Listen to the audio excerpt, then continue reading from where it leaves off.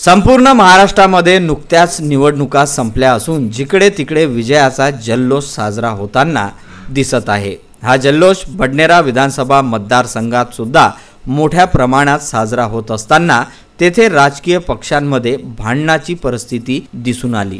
याचेच उदाहरण म्हणजे अमरावतीमध्ये दिवाळीच्या दिवशी दोन राजकीय पक्षाच्या कार्यकर्त्यांमध्ये झालेली मारहाण आणि ते प्रकरण शांत होत नाही तोच महाराष्ट्राचे मुख्यमंत्री देवेंद्र फडणवीस यांचे ओएसडी श्रीकांत भारतीय हे त्यांचे धाकटे बंधू तथा अमरावती स्थायी समितीचे माजी सभापती तथा नगरसेवक तुषार भारतीय यांच्या निवासस्थानी दिवाळीकरिता आले होते। त्यानंतर श्रीकांत भारतीय व तुषार भारतीय हे सहपरिवार बाहेरगावी गेले असता त्यांच्या राहत्या घरी अज्ञात हल्लेखोरांनी हल्ला करून त्यांच्या गाडीची लोखंडी रॉडने तोडफोड करून परिसरात दहशत पसरवली।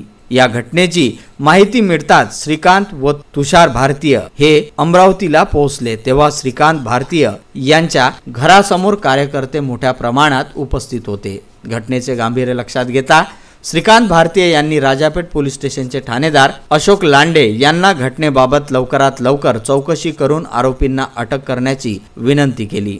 मुख्यमंत्र्याचे ओएसडी श्रीकांत भारतीय यांच्या घरावर झालेल्या हल्ल्यामुळे संपूर्ण महाराष्ट्रात चांगलीच खळबळ उडाली आहे। याबाबत मुख्यमंत्र्यांनी सुद्धा गृह विभागाला आदेश दिले, मात्र हल्लेखोर अद्यापही फरारच आहेत। नागरिकांमध्ये अशी चर्चा आहे की हल्लेखोर हे अमरावतीमधील एका राजकीय पक्षाचे पदाधिकारी असून झालेल्या विधानसभा निवडणुकीच्या पार्श्वभूमीवर हा हल्ला झाल्याची चर्चा आहे। या हल्ल्यामुळे मात्र पोलीस प्रशासनावर मोठ्या प्रमाणात दबाव दिसून येत आहे।